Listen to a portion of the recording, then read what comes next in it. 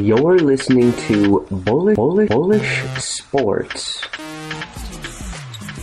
Wild pass out to Mills. Patty Mills finding Leonard in the corner. That's a three.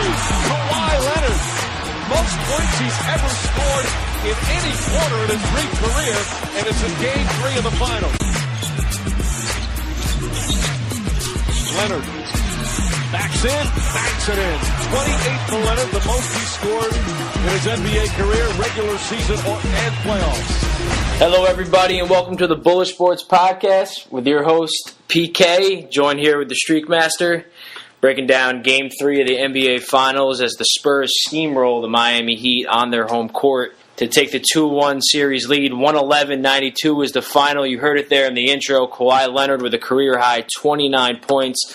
LeBron James summed it up best right here. They jumped on us, and they were the aggressor tonight, and they had us on our heels from the beginning, and it's something that's, at this point in the season, shouldn't happen, but they was more aggressive than us, and they got off to that 41-25 lead at the end of the first. Before we get into detailed analysis of last night's game, correct me if I'm wrong, last night was Game 3 of the NBA Finals, 1-1 series tied? Yes, sir. So explain to me how Miami on their home court comes out flat and San Antonio is the more aggressive team. It makes no sense to me at all, and it's a cop-out from LeBron.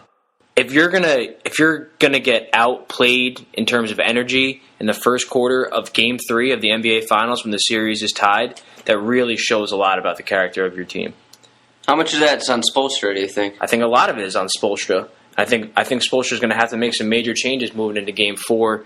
We're going to talk about the point guard play of Mario Chalmers and Norris Cole. Chalmers has scored 10 points the first 3 games of the series after averaging about 10 points a game throughout the regular season. So you're not getting any play from your point guards. That's an issue. And I think Spoelstra's going to have to address that moving forward. I don't know if it's going to be Norris Cole playing a little bit more, or actually, I wouldn't mind seeing them run LeBron at the point for, at least half the game, where he's just bringing the ball up court and dominating offensive touches. I don't think they're going to go to, straight up LeBron just taking over a point. They're not going to go away from what they've been doing for how long. They're just going to change everything up for Game 4 of the Finals. I mean, they're going to do some stuff differently, obviously. A lot of this comes on the defensive end.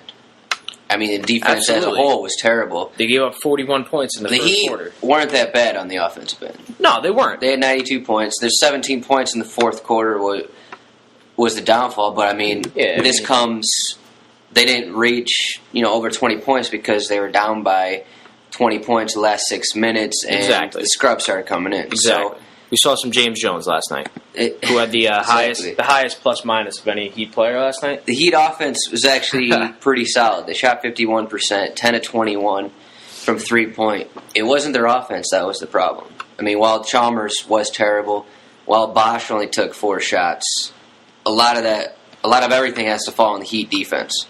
And then you could also throw it in the 20 turnovers, which doesn't get you anywhere. The 41 points in the first quarter by the Spurs was devastating. They shot 90%. The Ginobili 3 at the buzzer kind of felt like a backbreaker. I know it was early, and Miami did end up cutting it to 9 at one point in the third quarter. But it was unbelievable to watch. I mean, they set an NBA record for the best shooting percentage in the first half in the NBA Finals. They had 75.8% from the field. Everything was working for them. Yes, it was flukish. It was a flukish, I guess you want to say, first half for the Spurs.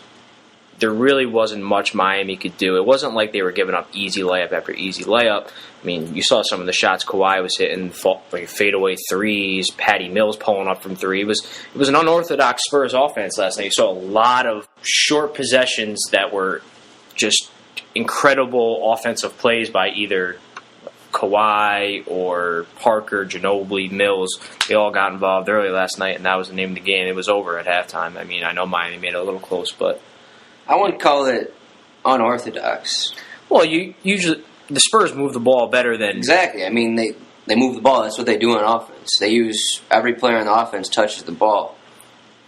I wouldn't call that unorthodox. Well, That's how they play. You saw, and they get open shots. I mean, Kawhi Leonard maybe had one crazy shot here and there, but he also had plenty of open looks. He started 3 for 3 from 3. I think all 3 of those were fairly open looks from distance and in the corner to add to that. You mentioned Chris Bosh only taking 4 shots. Game 1, he had 39 offensive touches. Game 2, 40. Last night, 12. After the game, he didn't really voice too much complaint. I think he knows better than that, but he had to have been a little frustrated with the way the offense was operating last night. He needs to get the ball more. He's a very efficient player. He's a big reason why they're here. It was weird to only see him take 4 shots last night. With only 3 rebounds. Not like he's a big rebound guy. No, but I mean, it's just showing that, I don't know, he's just not. If he's on the court for 34 minutes, he needs to get more than 3 rebounds. Yeah. I know, and the Spurs didn't miss much. They shot 60% from the field, so he's got to be more active on both ends of the court. He needs to shoot more, and he needs to rebound more, too. You're right. 3 rebounds is not enough. I feel like Thiago Splitter tries harder for rebounds than Chris Bosh does. Yeah, well, Splitter's more of a high motor kind of guy. Bosh that still shouldn't happen, though. Relies more on his talent level. It shouldn't happen. You're 100% right, and that's why we opened with LeBron comment after the game about not being aggressive. If you can't get aggressive in the first quarter of an NBA Finals game, then I don't like to see that from this team. I know they respond. They don't care anymore. They won 2 finals. That's it. They're complacent. They don't care. They always win after coming off of losses. You would just love to see it in back-to-back performances. I mean, it wasn't until Game 6 and 7 last year that a team won back-to-back games in this series. So it's going back and forth. You almost feel like you have to take Miami in the next game. We'll get into that tomorrow. You mentioned before the turnovers for LeBron and Wade. 7 turnovers, LeBron. 5 turnovers, Wade. Chalmers had more turnovers and points. 3 turnovers to 2 points. But, I mean, you just can't have that. There's a lot of bad passes, a lot of mistakes. I mean, multiple times. I mean, even for LeBron, it was like he was staring down his guy, his defender. I remember one time he tried passing it from the baseline. Yep. He ended up passing it right to Duncan.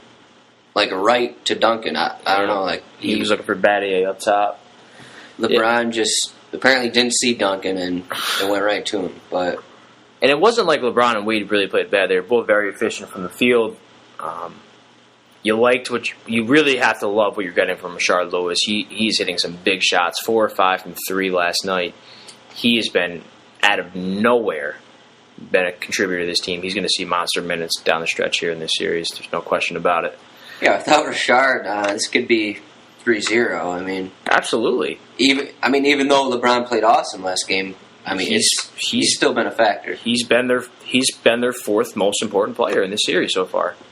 He's outplayed Ray Allen. He's become that knockdown shooter for them. When Wade and LeBron get him open looks, he's hitting shots. That's huge for Miami. Miami needs that.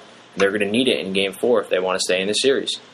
But as we saw last night, the Spurs they turn it on and they play so hard in these games, and they closed out Miami early in that game. They're up 25 in the second quarter. You know, you don't really ask for much from Parker and Duncan. I mean, both of them play 33 and 30 minutes respectively. Ginobili only plays 27. You get the win. You don't have to force those guys to play too many minutes. Miami down 2-1 in the series. Game 4 is Thursday night back in Miami. It's a must-win for Miami. Agree? Yeah, I completely agree. You can't go into San Antonio, home of the Spurs, down 3-1. So you heard it from the Streak Master. A must-win for Miami. Game 4 Thursday night. Thank you for listening and have a good day.